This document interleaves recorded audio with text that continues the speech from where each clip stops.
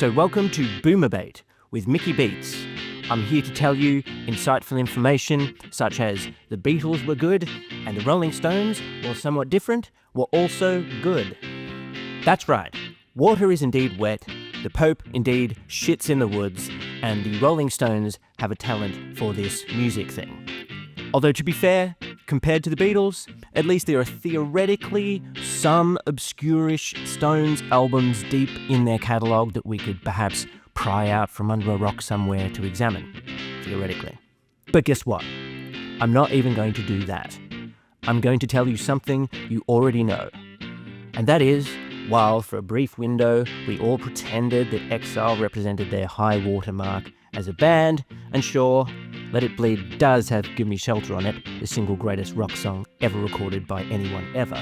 The greatest Rolling Stones album is, of course, Sticky Fingers, something most people already know. Thanks for watching. Don't forget to smash those like and subscribe buttons, folks. And if you do me a huge favor, and please transfer all of the money in your bank account directly into my bank account, that'd be great. See you next time. Okay, so I'm going to have to put some more meat on the bones here, but rather than listen to me, by way of an introduction, you might get more from the far more articulate and incisive words of the late, great Neil Kulkarni of chart music. So here we go. The party that I want to be at is the party the Stones make with their music. And sure, I'll go to people's houses who play the Beatles, but it's the party where the Stones are being played that I want to be at.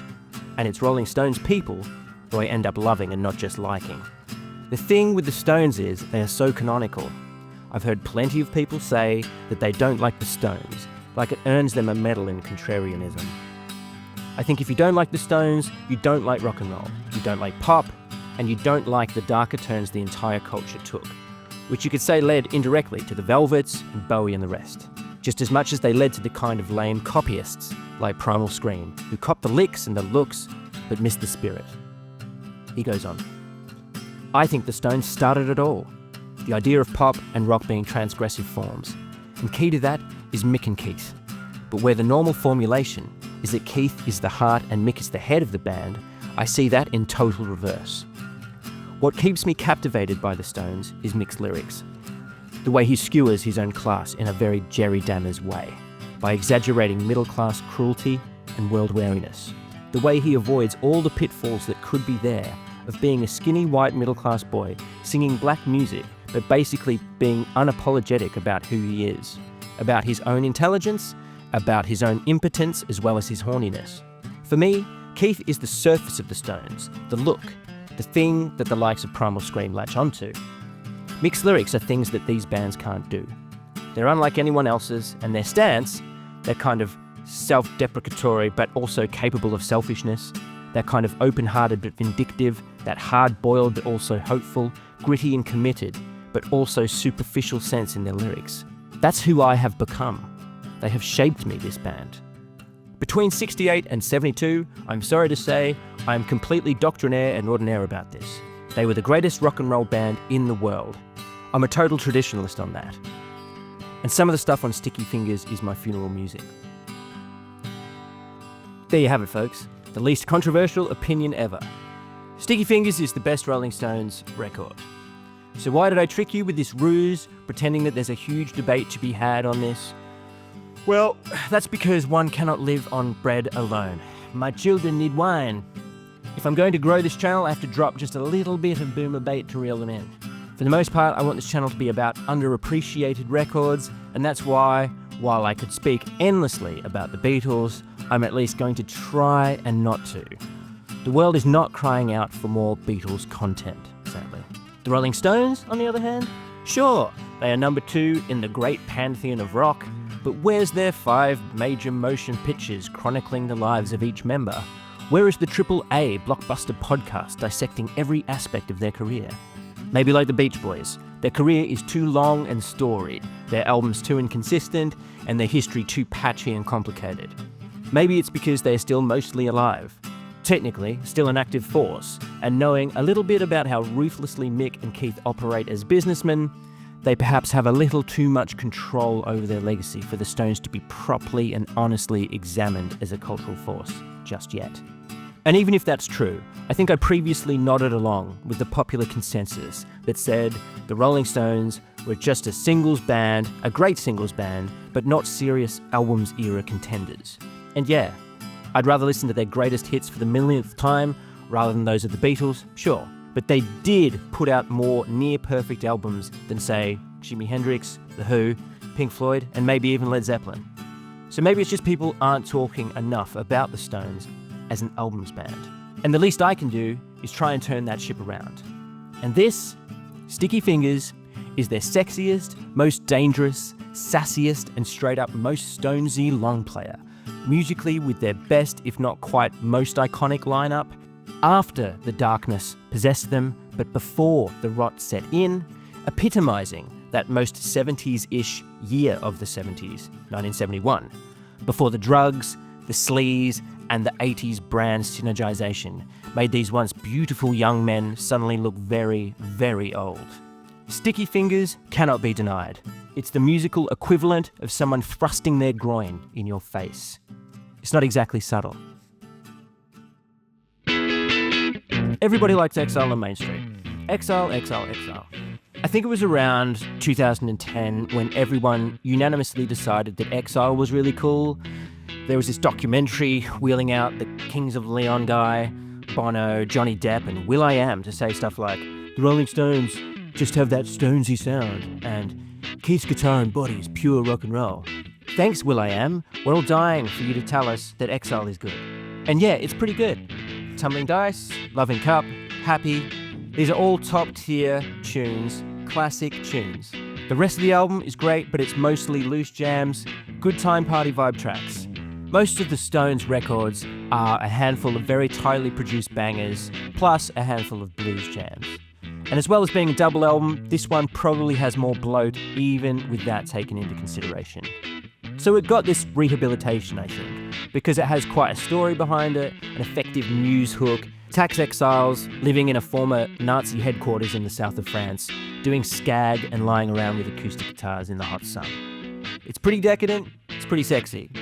A Season in Hell by Robert Greenfield is really the last word on this era of the band, and some of the details around the recording of Exile are indeed absolutely wild.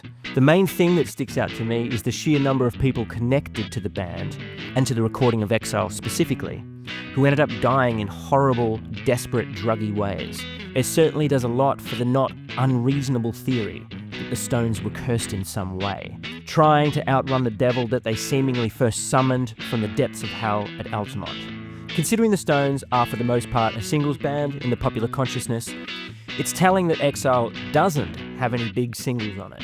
And it is funny to me that only upon having this resurgence of hipster interest in Exile, Mick Jagger suddenly agrees that it was a good record after all. Because Mick's whole thing, whenever he is asked about which is the best Stones album or song, his answer is usually whichever one sold the most. Or in the case of Exile, whichever record people are currently talking about. He doesn't care one bit for the mythology, the context, the politics, the sex and the relevance of their messy personal lives. He cares about the bottom line. And other stuff, the superficial stuff, that's all for Keith to worry about. Mick's a through and through London School of Economics posho West London city boy.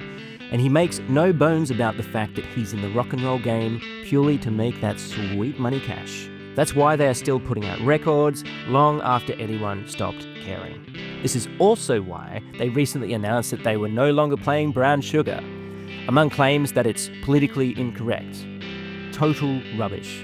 Mick Jagger looked at all the talk in the media about wokeness and dreamed up a simple way to get a headline ahead of their big tour. A slight bump in Spotify listens. This is all intentional. These guys are cutthroat capitalists through and through.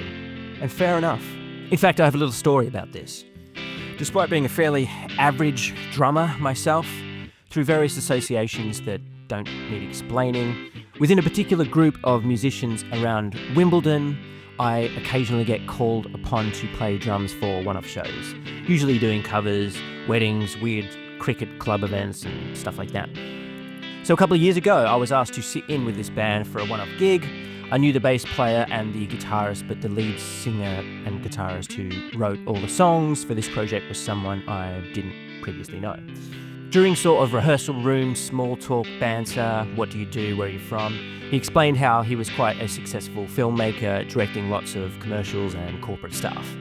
Since my film school days, I've always had one foot in that world, one way or the other, and somehow when pressing him on his career, someone else mentioned the Rolling Stones and he told me a story about how he was commissioned by some charity to make a video using a Rolling Stones song on the verbal agreement that everyone was working for free for whatever charity it was.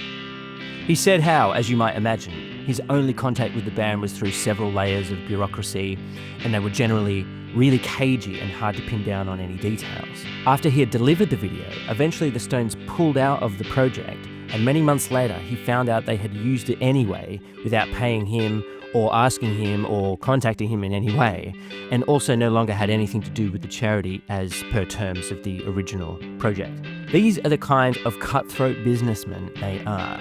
They will screw over a charity and a well-meaning small-time filmmaker just to make a little extra money. Of course, this is potentially libelous, so I will say that this might not actually be true, for all I know.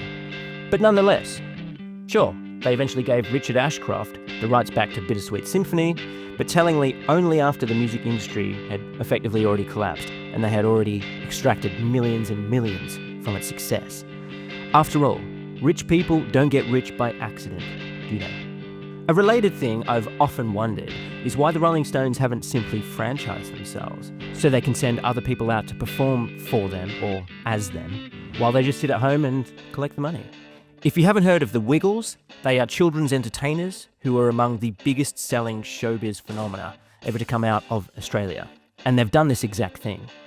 As for the Stones Mark II, I've always thought that Pelle Almqvist and Johnny Depp could have easily been the second generation Mick and Keith, or at least 20 years ago they could have. I suppose those two are perhaps culturally considered too old now anyway, but you get the idea. It's the same motivation behind ABBA's Voyage, one of the best gigs I've ever seen in my life. And you must think, surely a hologram Freddie Mercury or an AI Beatles is really only just around the corner by now. For all that, the Stones' most recent album, remarkably, came out in 2023, so to their credit, they're still actively trying to be part of the culture, and as ever, that's also why they are still on tour right now. Pretty bold, I might add, that a band whose appeal is mostly about sex is still putting themselves out there in this way. I've mentioned this before, but for one thing, my memory of my grandfather was mostly of him through his 60s and through to his death from cancer in his mid-70s. And I'll tell you what, for that whole time, he looked a lot older than Mick Jagger does now, in his 80s. So fair play. Now, on to Mick Jagger. I love Mick. As Neil Kulkarni says, Mick is actually the heart of the Stones, despite what people think. He's the driving engine behind the band, and you've got to respect someone who has spent so long basically showing his ass for our entertainment. Showing your ass being British slang for embarrassing yourself. When you think about it, he seems ridiculous out on his own, but when standing in front of the Rolling Stones, it's as if this idea always existed. He is the original rock frontman. While I understand he is something of an enigma as far as anyone being close to him as a human being is concerned, I don't care, because for all intents and purposes, Mick Jagger is not a human being. He's a rock icon carved out of stone. Even David Bowie looked up to him, and rightly so. He's the only aristocratic Southern English man allowed to get away with pretending to be a flamboyant black American woman. In anyone else's hands, his routine would be considered a hate crime. It makes no sense on paper, but in the context of the Stones, it's somehow totally authentic. The blackest sounding white bunch of limeys ever to exist is what they are. As for Keith, sure, he's the riffmeister and has an earthy charm about him, but I can't help but feel he's the bigger poser. All the jokes about, how can Keith Richards still be alive? I'm convinced came from the man himself. He of course lived hard for a very long time, but as we know from the dear departed Lemmy, someone who properly never stopped living hard, you simply can't smoke 4 packs a day and wash it down with a bottle of Jack Daniels without eventually getting all of the cancers. I'm convinced that Keith's image as a smoky-voiced rock pirate is mostly for show, or at least has been for the last 40 years or so. From what I understand, it was only around the time of his Toronto bust in 1977 that anyone really thought he might actually die, and he's been mostly alive and well ever since then. Well, he's alive. So I only fairly recently got around to buying a copy of Sticky Fingers, and while I am here right now trying to make the case for the Stones as an albums band, I personally only own a handful of their albums from the classic period. Growing up, I had everything I really needed in this, Hot Rocks, Volume 1. I used to pore over this record constantly, marvelling at how this music came out of these freaks. I remember pointing to this and asking my dad how it was that they all somehow looked the same. Outside of their outfits, the Beatles didn't look the same to me. My dad simply said that they were just from the same part of England, or part of the world, or whatever, which is kind of fair enough. But I could never shake the impression that they seemed like mouth-breathing troglodytes, spawned from the same spunky pond.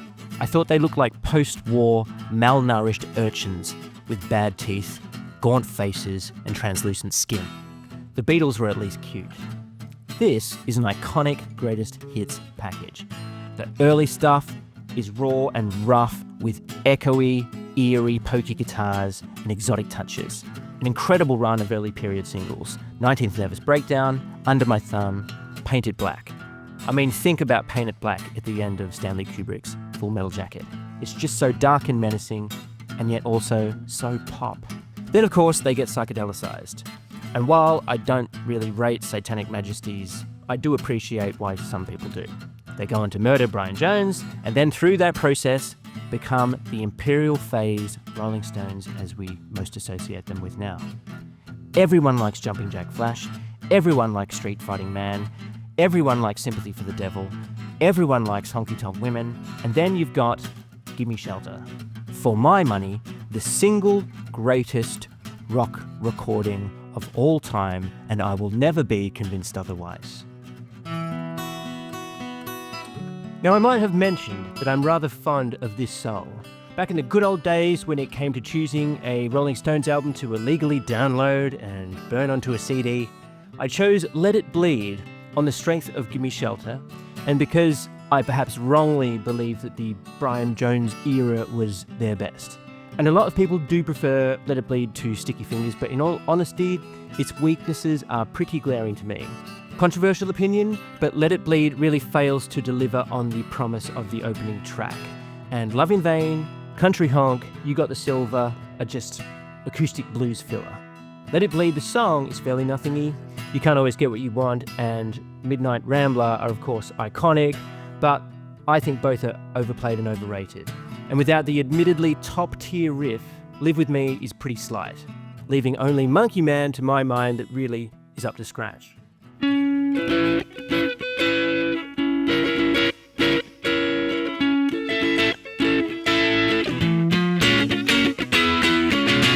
Such an excellent chunky riff there, and very Keith, even though it is played in standard tuning.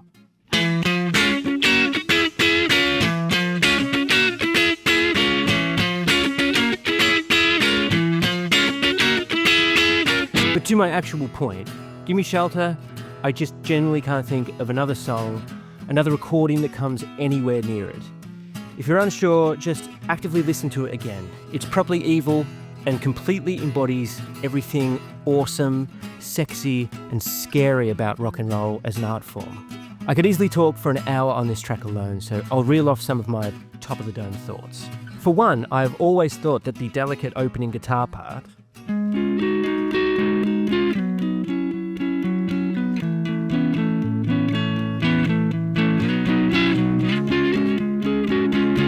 is like the musical equivalent of a slowly encroaching fog appearing from around the corner. It's like a dread-filled horror movie, signaling that the zombies, or perhaps more appropriately, the Manson family, or the Viet Cong, are creeping slowly towards us through the jungle, and whatever they're going to do to us, it's not going to be pretty. And then the seductive siren call of the vocals cooing in the background, and as I'll talk more about later, the deft use of percussion in Jimmy Miller's Guero part, just gets your hips swinging ever so slightly, and then before you know it, you're under the spell. The song actually starts proper, and Mick has his fangs in your neck. Like all Rolling Stones songs, it's mostly built around Keith's guitar part, which, as I've previously talked about, makes use of what I call the apocalypse chords. 3 chords each are toned down from the next, and unlike another famous example of that, All Along the Watchtower,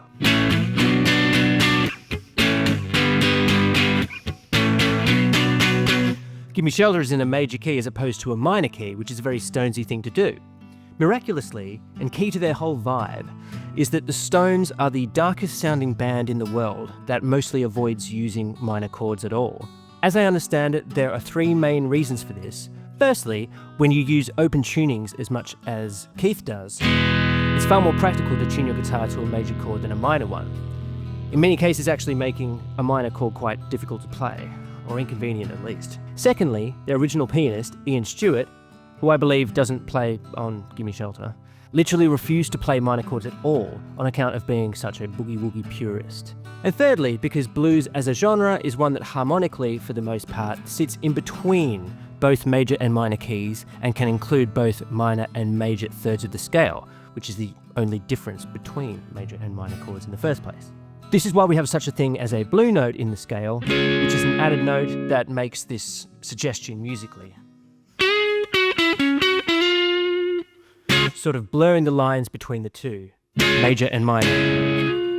And that's the reason that a guitar solo, such as the one heard on Gimme Shelter, is played using a pentatonic minor scale, while the song itself is in a major key. There are exceptions to this rule, of course, but for the most part, the Rolling Stones harmonically live in this very specific place, as do so many blues-based rock bands.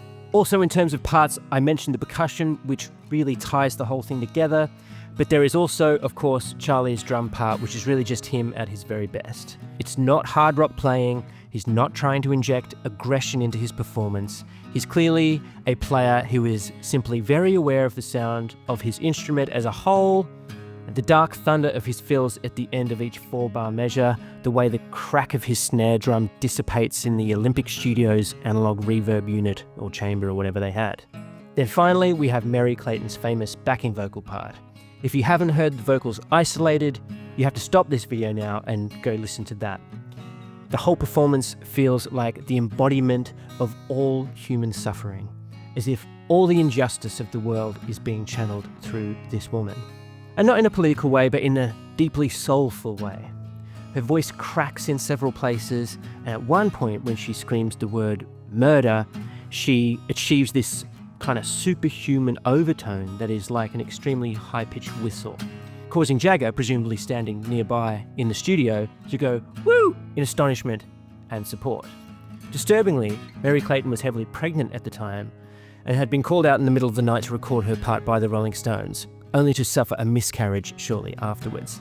This is what the Rolling Stones can do. If the stars have aligned, these pasty white boys can rain pestilence upon you and turn the streets into rivers of blood. Such is the terror of this song and the power of this band.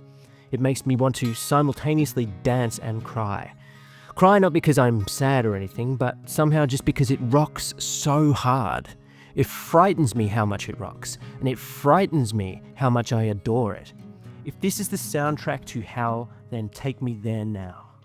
So moving on, I don't feel it necessary to otherwise tell the Rolling Stones story here, as everyone for the most part knows it, of course. There are a handful of things I would like to mention, however, about the Stones that interest me particularly, and these are things that I don't often hear people talking about. Firstly, when they originally got together in 1962, about as early as any of the first wave of classic 60s rock bands formed, Bill Wyman, their Tory nonce bassist extraordinaire, was already 26 years old.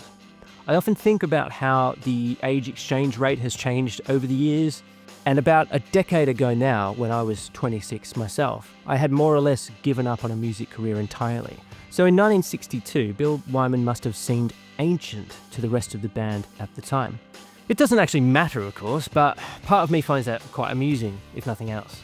Secondly, another original member of the band who was also born in the 1930s, before, not after, the Second World War, is pianist Ian Stewart, the Pete Best, the Rose Kennedy, or perhaps the fourth Baldwin brother of the Rolling Stones. On account of him basically looking like a navvy, being the rather unsentimental and ruthless businessmen that they were, The other members of the band relegated him to the role of driver, rather than allowing him to join them on stage in the early years.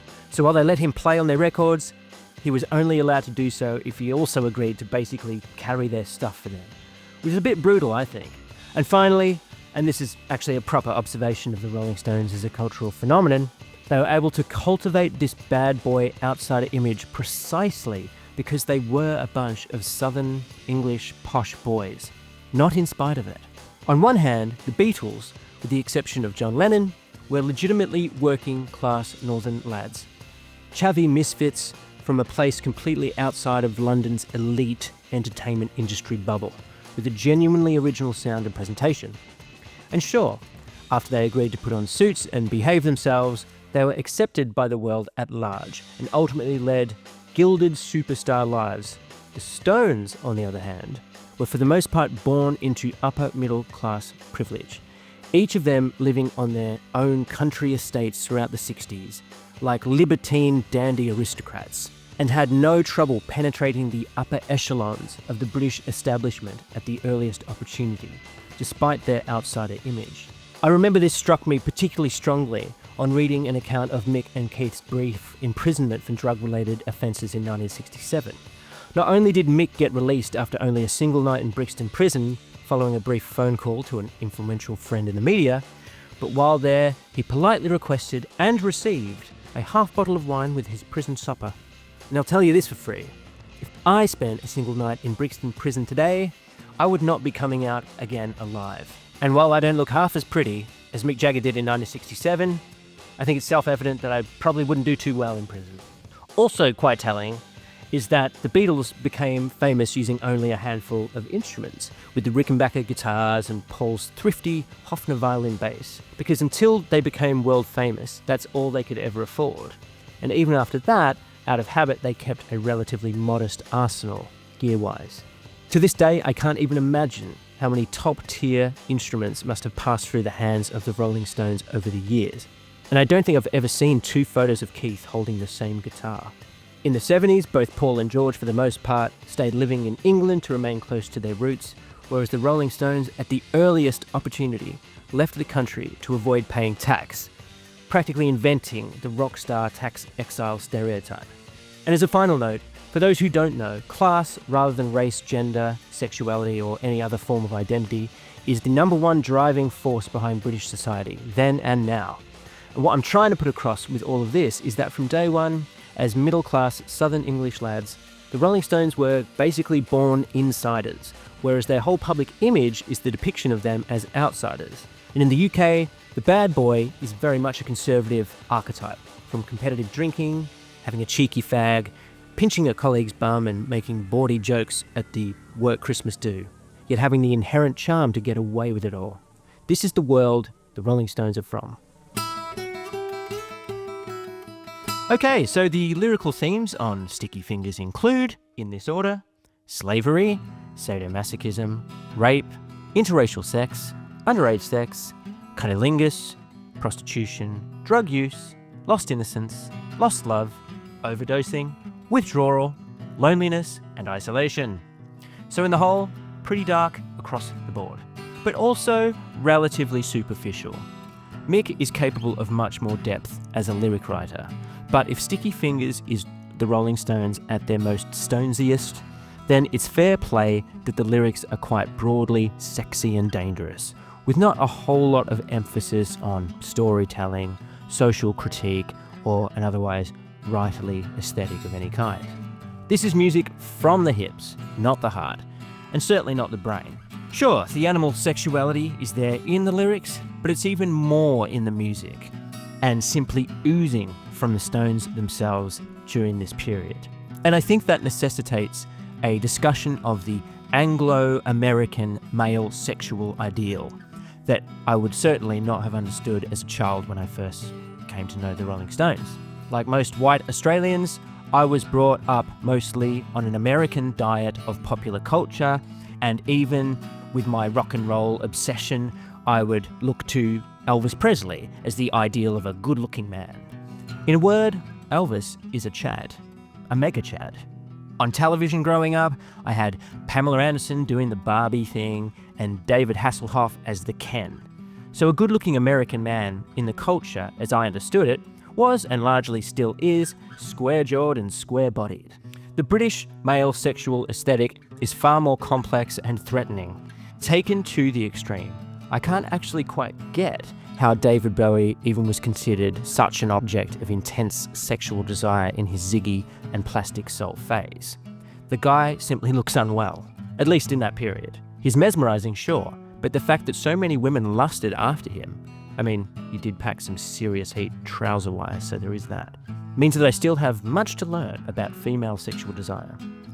As an adult, I can understand how the Rolling Stones are beautiful in a feminine way, with their long hair, pouting full lips, and leaning on their hips. American popular music, particularly black music, it would seem, has a long and proud history of androgyny and queerness, as it were, stemming from Little Richard to Prince to Grace Jones. And then you have things like LA hair metal, which at least incorporated the look, if not the spirit, of androgyny. But for the Brits, it feels far more effortless and natural, presumably because European history stretches back so much further, with the Regency era, dandies, and the days of men wearing wigs to play female characters in Shakespeare plays, still being in relatively recent memory. The drag tradition draws a line from that to the campness of pantomime today, all considered quite mainstream in the UK now and not in the least bit transgressive, except among a small number of loud bigots. And Mick Jagger is particularly good looking, and he's equally good looking as he is ridiculous looking, or scary looking even. And no, I would indeed not let my daughter marry a Rolling Stone, thank you very much. I wouldn't trust these droogs for a single minute. Other than sex, the use of drugs is something referred to consistently on Sticky Fingers, either literally or broadly alluded to. And to be honest, I'm not really interested in discussion of the Stones' various personal habits beyond what it means for the music. And what it does contribute to enormously in the music is the undercurrent of sinister evil that carries through their music, and perhaps most consistently on this very album, from Brown Sugar all the way through to Moonlight Mile, the last track. This thematic and musical darkness is an element of blues music that the Rolling Stones latched onto and basically ran with, even if on paper it seems ridiculous coming from a bunch of middle-class white lads. It's funny to think that until being discovered by white British musicians in the 1960s, music history didn't give two figs about who Robert Johnson was, and he was just another figure in a long line of musicians carrying on the blues tradition one way or another. Partly due to its perceived foreignness, its blackness, and a genuinely hauntological quality brought about mostly through primitive recording conditions, Robert Johnson's music does indeed still sound scary today, so it must have been genuinely terrifying in 1961 when King of the Delta Blues Singers was released. Blues music, like most cultural phenomena, is of course not viewed solely or accurately through the empirical evidence of recording dates and the verifiable details of people's lives.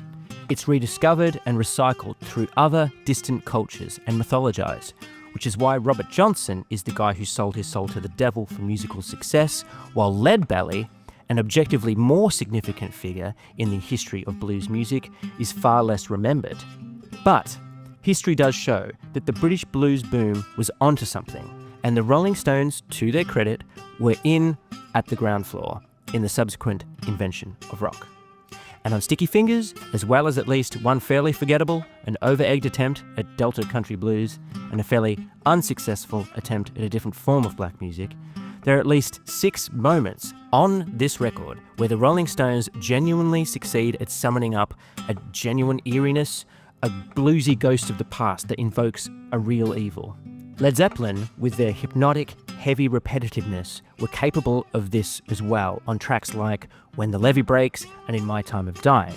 But the Stones do it here without having to invoke the juvenilia of Black Magic and Aleister Crowley and all that stuff lesser bands did. Jimmy Page was famously jealous of the prestige around the Rolling Stones, and there are lots of reasonable and less than reasonable reasons for that. And to Led Zeppelin's credit, unlike the Rolling Stones, they were at least capable of recreating the magic of their records in a live setting. But what magic it is! The Stones' secret sauce is twofold. The first, something that becomes more and more apparent when you listen to them with this actively in mind, is the rhythm tracks. And throughout the Stones' imperial phase from 1968 to 1972, that is mostly down to the influence of producer Jimmy Miller. He's the one adding the cowbell to Honky Tonk Women, the guiro on Gimme Shelter, and even plays the drum part on You Can't Always Get What You Want.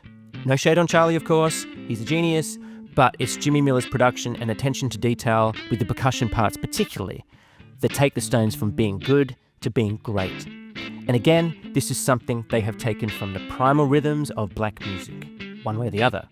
Beyond Keith's mostly major key, open-tune guitar parts upon which their songs are harmonically built around, it's the rhythm tracks that make their records otherworldly. And that is all in the production and almost has nothing to do with who they are or their chops as musicians. In fact, very often it's the chops of outsider musicians like session man Nicky Hopkins on piano, sax man Bobby Keys, or guitar legend Ry Cooder, who are so very often sprinkling their unique magic on top of the Stones' records. Perhaps more like the Beach Boys, the Rolling Stones are better thought about as a brand name that actually describes quite a large community of music makers rather than a band with a set lineup at any one time. And even on Sticky Fingers, Mick is the only member of the band who appears literally on every track. But the other aspect of the Stones, best crystallised on Sticky Fingers, is the kind of seemingly casual perfection one can only achieve by spending hours and hours and hours in the studio, trying different things, reworking and rewriting the songs from scratch, abandoning them when the feel isn't right, bringing in other players, swapping instruments, trying out crazy ideas. For an insight into how mind-numbingly boring this must have been for the people involved, you might like to subject yourself to Jean-Luc Godard's 1+1, which chronicles the Rolling Stones' recording of Sympathy for the Devil in '68. And as laborious as this process is, it clearly yields results, and is the reason that the Rolling Stones are one of the greatest singles bands ever to exist. And like so much from the albums era of music, this is just a byproduct of the Stones having the resources, via their label or whatever, to afford this kind of indulgence. The Beatles, being of the same era and therefore the same music industry economy, let's say, are exactly the same, in as far as logging hours and hours and hours and hours and hours and hours of studio time in order to get everything exactly right. Today, of course, people can take as much time as they like because music is typically being recorded and mixed in people's bedrooms at little to no expense. But back then, we're talking about world-class studios like, in London at least, Abbey Road, Olympic, and Trident. These albums must have cost a hell of a lot to make for the time, which is fine if you're selling, or expected to sell, millions and millions and millions and millions and millions and millions and millions and millions of records. Another crucial stylistic element we get on Sticky Fingers is a southern United States flavour, beyond simply aping black music as most other British bands did at the time. So to that theme, the Rolling Stones were indeed no strangers to famous American recording studios, particularly down south. And it's no coincidence that the tracks on Sticky Fingers recorded at Muscle Shoals Studio in Alabama are imbued with an authentic soul and blues energy that is difficult to deny. Another parallel worth mentioning is that, like the Beatles, the Stones are indeed a totally different beast live. Sure, the Beatles had a comparatively limited live career, and their peak as performers, at least as far as anything captured on tape is concerned, is probably at the zenith of Beatlemania in 1964, when their songs and recordings were roughly at parity in terms of sophistication, and before, of course, the tedium of touring had really set in. After the Rolling Stones really found their stride, they were never really going to be able to recreate their studio magic live. And in a sense, they never even tried. To their credit, their 1969 North American tour virtually invented modern touring as we understand it in terms of logistics and presentation. But musically, the Stones have always more or less just gone through the motions live, jamming out their songs in a manner entirely divorced from what their records sound like. Don't get me wrong, I would chew my own arm off to have seen them live between 1969 and, say, 1978, but that's really more to do with their stage presence and wild energy of the gig itself, rather than any worthy musical quality. and that is largely borne out in their many, many live recordings. To be there in the moment must be incredible, because a Stones show is about the atmosphere, the vibe, and I would argue that when just about any music is loud enough, it sounds good, even if what they are doing is for the most part by-the-numbers blues rock, without all the extra percussion and ambient production choices that make their records so magical. Even on seeing the Martin Scorsese-directed Shine a Light, I distinctly remember coming away thinking that Charlie Watts didn't seem to know what song he was playing most of the time. Such is their looseness. Worth noting as well that over time, the official members of the Rolling Stones have by now mostly outsourced much of the actual live playing to supporting musicians anyway. Keith is barely touching the strings of his guitar nowadays, mostly, as I understand it, due to health issues, and Mick's voice has always been slight, even if he is admirably still giving it his all as a mover.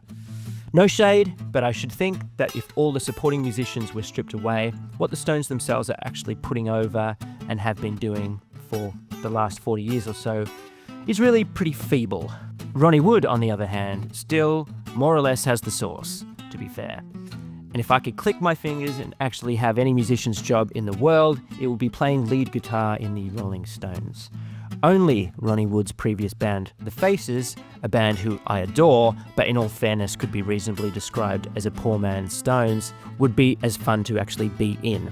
The interlocking guitars, Keith in open tuning, and Ronnie or Mick Taylor or whoever in standard tuning, basically sticking to basic pentatonic scales, maybe with a bit of slide guitar thrown in, creates this casual Stonesy looseness where being drunk or stoned off your face with a cigarette dangling out of your mouth somehow makes you feel the music more. To be fair to Mick Taylor as well, his fluid and florid guitar playing on Sticky Fingers is beautiful and a major part of their sound during what many people consider to be their best lineup. His virtuosity sprinkles just enough musical sophistication over the Stones and makes up a big part of the sound on Sticky Fingers for sure.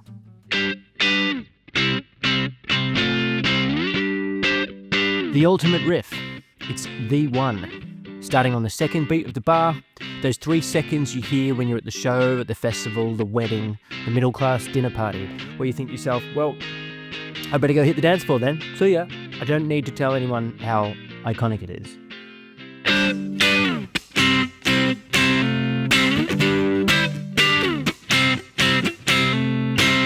What makes it for me is the castanets that usher the band in. As ever with the Stones, it's the details in the percussion, the little sprinkles that bring the whole track to life. Charlie's already in, chugging away on the floor tom. It obviously rocks pretty hard already, but it's when that wall of block guitars suddenly enter the song that you know that this is really the business.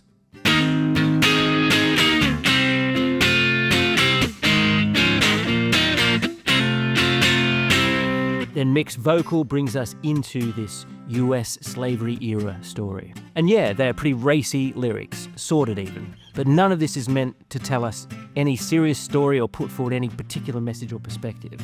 It's a description of interracial and possibly underage sexual abuse, and it's their way of inviting us into the sexy and dangerous world of the Rolling Stones, and more or less point to themselves and say, look how naughty and outrageous we are. And combined with the music, it absolutely works. For all of my millennial snowflake sensitivities, by the time we hit the chorus, I've enthusiastically joined the dark side, an urge to throw off my clothes and submit myself to the devil in the form of Sir Michael Philip Jagger.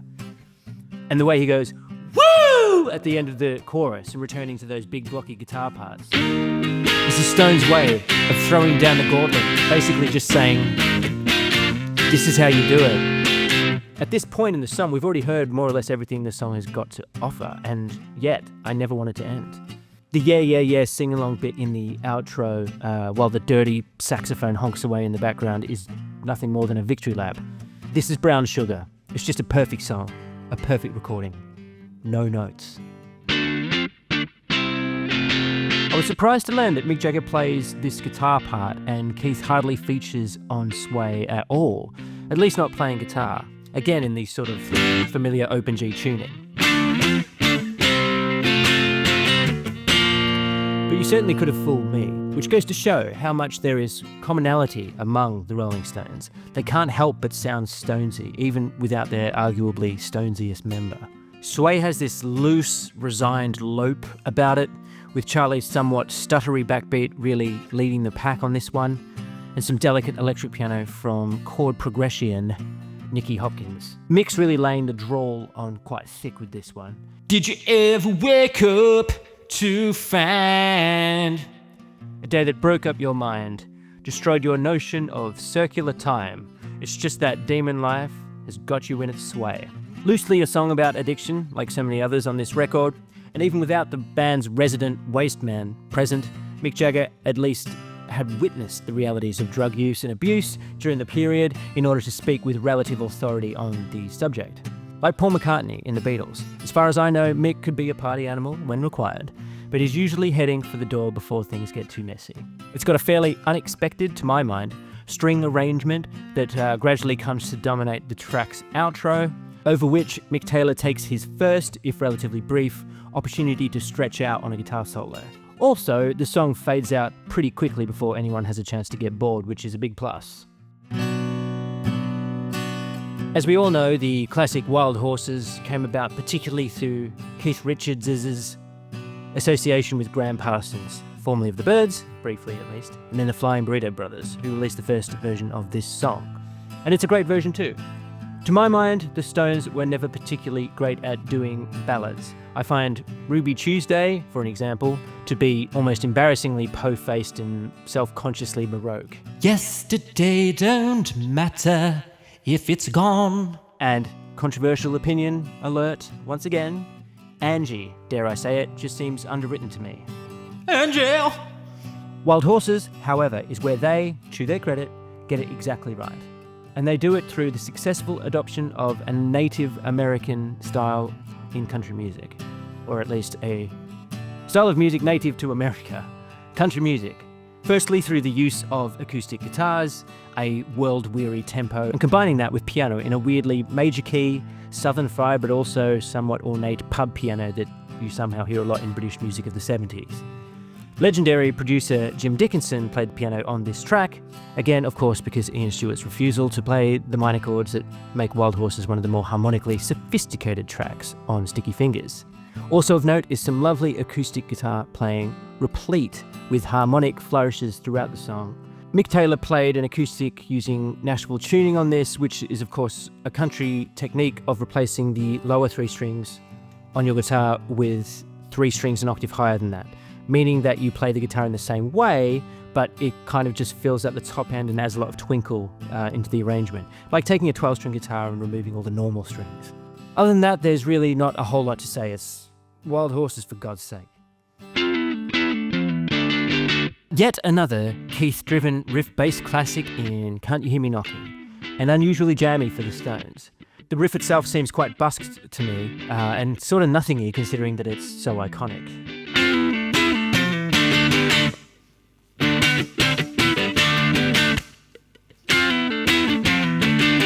My favourite part is the bit that's supposed to invoke the vocal refrain. Can you hear me knocking? Changing it from a 4-note riff to a 2-note one. It's quite lumbering and Neanderthal in its way, and I would say its success as a tune is mostly down to Charlie's halftime shuffle. As ever, the added percussion in the form of maracas and congas eventually carry the groove into an improvised Santana-esque section. And instrumentation-wise, there is some lovely gospel-y sounding organ that fills out the chorus, and later on a very tasty saxophone solo from Bobby Keys. The lyrics don't really appear to convey or attempt to convey very much at all, but in that inimitable, Stonesy way, they just seem perfectly right for the feel of the track. Jagger is certainly giving it his all in that, for a man with an extremely limited vocal range, he's really pushing at the very top of his capabilities, basically screaming his head off. He's gone on record to say that the group vocals in the refrain were his attempt at somewhat covering up the fact that he wasn't really quite hitting those notes, but nonetheless, it sounds great to my ears. So this song, for the main part, is over in under 3 minutes, and then the remaining 4 minutes represent the jam section of the song, something unusual for this band and for this album. The lore around it says that the band were not aware that the tape operator was still recording, and this is all supposed to be them just letting loose in the studio or whatever. And that's very possibly true, although I think I can be forgiven for being a little bit cynical about that story. And a little detail that perhaps proves that story to be true, and something I certainly like and is representative of this kind of anything goes approach to recording, is that they leave in a tiny bum note that Mick Taylor makes in the solo. He goes, and then does it again to correct himself. With this made a decade later by anybody, that would have been definitely removed for sure. And on the topic of his solo, it's worth touching on my hot, not so hot take on the whole British blues guitar hero thing. And ostensibly, that is, being a British guy playing guitar in the 60s and early 70s was like living life on easy mode, frankly. Now don't get me wrong, Mick Taylor's playing on this is very tasteful and full of soul. But at the end of the day, this kind of playing, as I mentioned before, exemplified by your Eric Claptons of this world, is really just nothing that impressive.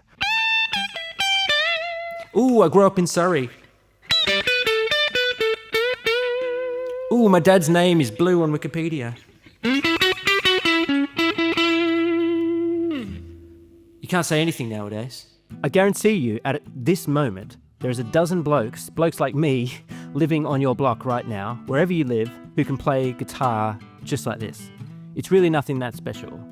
Give me Todd Rundgren any day, someone who actually started out deliberately trying to copy Eric Clapton. He's an infinitely more interesting guitarist, in my opinion, who simply saw the instrument as one of many tools to expand his creative horizons in all sorts of directions. But does he get his face carved into Mount Rockmore? Do people call him God? Well, I do, at least. I love Todd.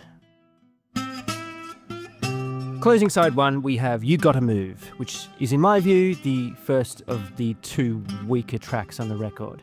I don't hate it, and sequencing-wise, it makes sense to break things up and close out side one with something like this, but ultimately, I think it's filler. We have 3 minutes on the record. Let's just do a country blues. It's credited to Mississippi Fred McDowell and Reverend Gary Davis, but is based on an old African-American spiritual. Jagger's black southern accent, to be honest, verges on a hate crime.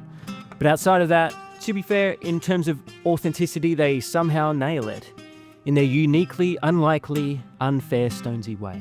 The guitars and Keith's wailing backing vocal somehow sound just right, and Charlie's bass drum thump is all right where it needs to be to just sell it. Bitch is definitely my favourite track on Sticky Fingers, even if I can admit Brown Sugar is perhaps the most momentous. And to get the misogyny out of the way, from Stupid Girl and Under My Thumb to some of the more genuinely foul lyrics found in some of their later catalogue, there are many, many Rolling Stones songs that could be rightly held up as evidence of Jagger's hatred of women.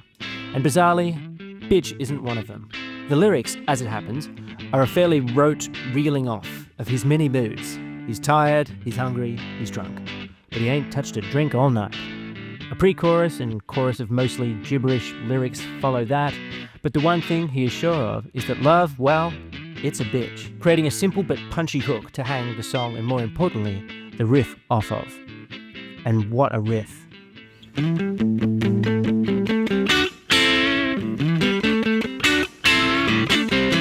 Interestingly, Mick Taylor does play that main riff part while Keith does the and all the other little ornamental parts in a reversal of roles. Now, I could jam on that riff all day and never get bored. Super simple without needing to be that kind of overly distorted single string butt rock bombast of your Led Zeppelins, your AC/DCs, or even your Hendrixes. People do like to say it's a lift of Get Ready by the Temptations, and to be fair, it probably is. But the thing that makes it incredible is rather than Get Ready, where the is on the 2 of the second bar, like this. On Bitch, it's on the 1 of the second bar, which is so much cooler. 1, 2, 3, 4, 1. The horns of Bobby Keys and Jim Price then take over that riff after the pre-chorus, if you could call it that. And they do this syncopated pumping thing underneath the chorus as well. Until now, I didn't realise Mick is saying child in the chorus rather than Charlie. I genuinely thought he was just giving a nod to good old Charlie on the drums there. Clearly not. And then, like how he signs off Brown Sugar's chorus with a woo! In this, he gives it a sassy, alright! And the riff on the horns comes back in. by which point I'm absolutely sold on this track. From there, the structure more or less repeats itself. Keith does a very on-brand, slow-motion, Chuck Berry, chunky guitar solo. And by the end of it, Mick is just screaming his head off with the yeah, yeah, yeah, yeah, yeah, yeah. And then there's a little cherry on the top in that the trumpet plays this little harmonic variation on the main riff in the outro as it fades out. It's cool. Okay. I Got the Blues is the second American genre experiment on this album after You Gotta Move. And while I'm happy to concede that You Gotta Move at least sounds like a legit country blues, I'm sorry to say that the lads don't quite hit the mark on this one, in my opinion. I Got the Blues is a very by-the-numbers Otis Redding pastiche, quite specifically based on I've Been Loving You Too Long, a song that the Stones had already recorded themselves as far back as 1965. And while they've got the horns in all the right places and a ghostly Hammond organ part from every white British band's favourite dial a soul man keyboardist Billy Preston, the part that actually matters, the vocal, is where it falls short.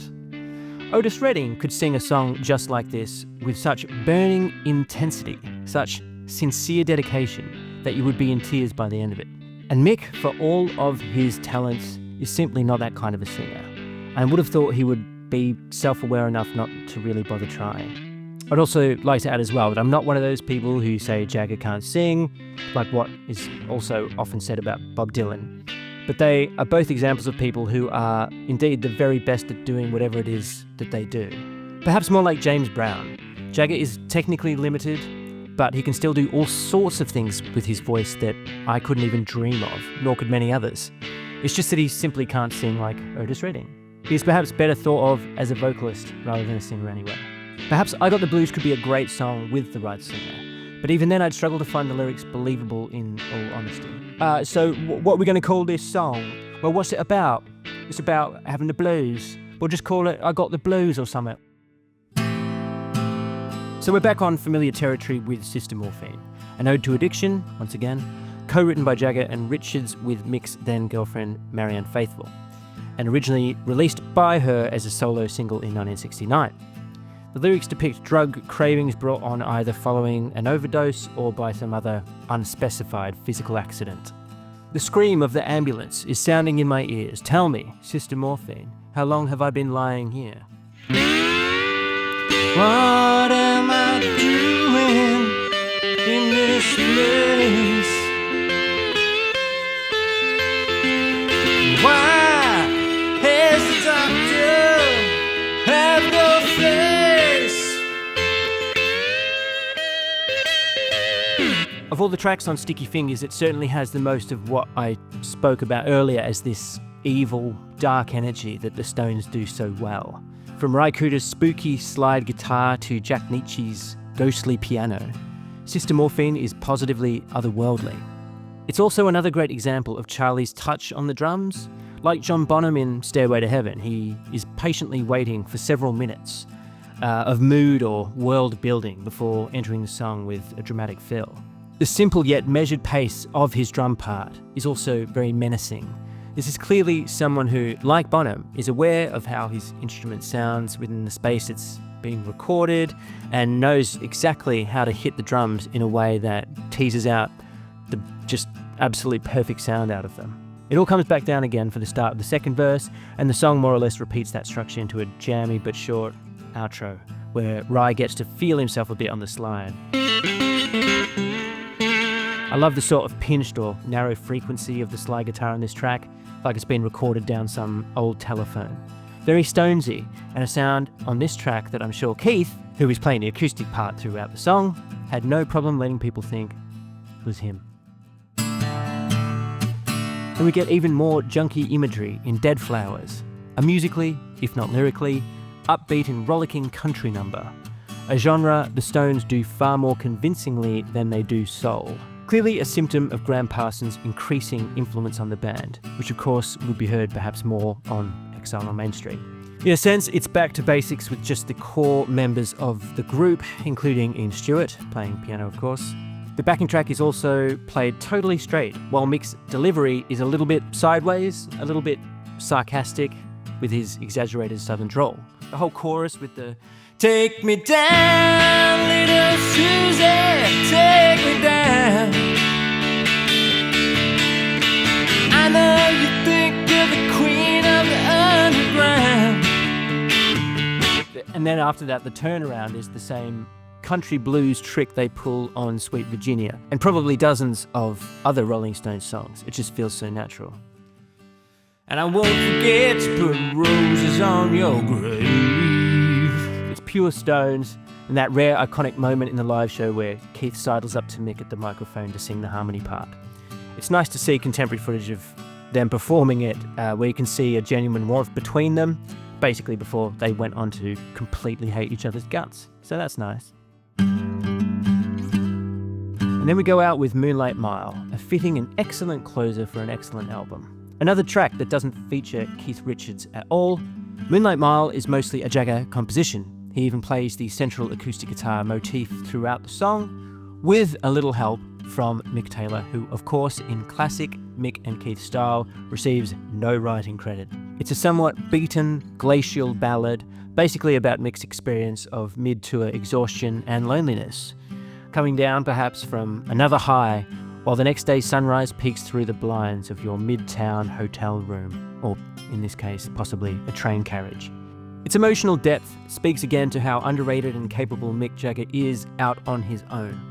Something which, of course, he could somehow only demonstrate in front of the Rolling Stones rather than apart from them. Musically, we've got Charlie playing with what sounds like mallets, including a lot of very epic tom work, which of course adds to the epic mood of the song. I love the way that playing with mallets kind of creates this very dynamic cymbal crash sound that's like... Harmonically, Mick's central riff is like all Stones songs in that it's based on a simple 5-note pentatonic scale, but crucially and unusually not in a bluesy way in this case. By pitching that scale in a major key, in this case G major pentatonic, and excluding all the blue notes or passing notes a blues or country player might typically include,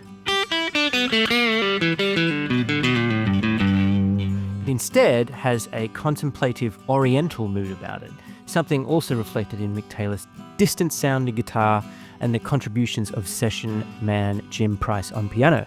After Sway, it's the second Jagger-led track to include a lush string part, which eventually takes over the song as well in the outro, and providing an epic, stately finality to the song and to Sticky Fingers as a whole.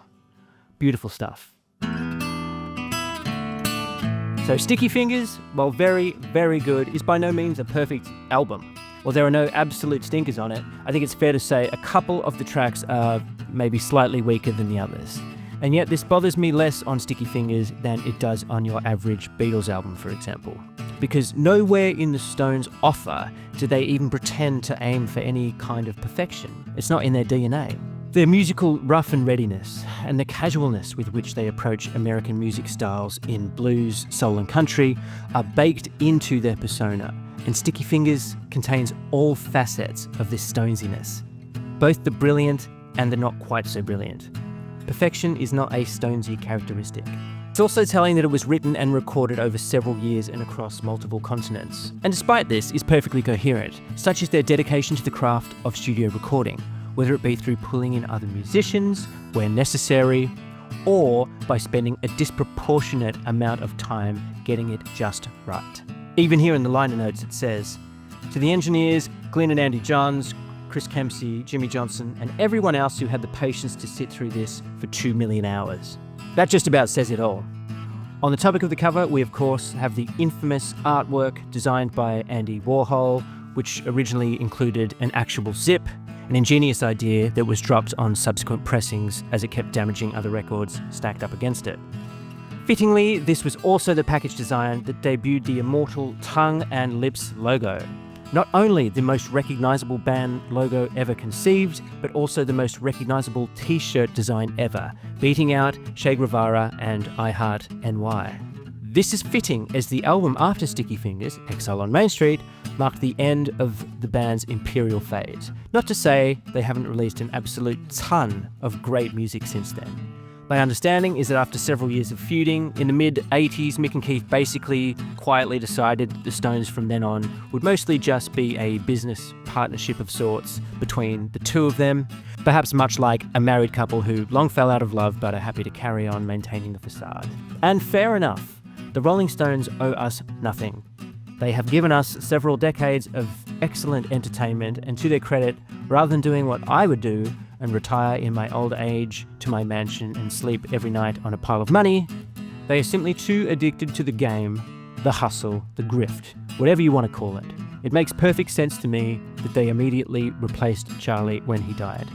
And they are straight back out there making bank, because that's what the Rolling Stones do. They make bank. And to bring it all back to Mick once again, the man both in front and behind it all, the primary creative force behind their best album and the main driver behind the Rolling Stones as corporate demigods. Not to take anything away from Keith as musical director, but when you think about it, the Rolling Stones are a really weird combination of individuals working towards disparate creative and aesthetic goals. Very little of it steeped in the sort of art school conceptualism that drove bands like The Who or even the Beatles. And the music, at least at different periods of their career, was extremely popular, even though there is hardly anything pop about it. The music has never been neat, tidy, or particularly disciplined. Even when they formed in 1962, they were playing what even then was considered old man music. And even some members of the band were then already old men, at least by industry standards of the time. And even though they were originally Brian Jones's band and not Mick's band, Mick was always playing the long game, corralling, over time, this sprawling, ramshackle operation and moulding it into his very image. And on top of that, he can barely sing. He just gets out there, night after night, shakes his ass so the rest of us don't have to. Bless the good ship Rolling Stones and all who sail within her.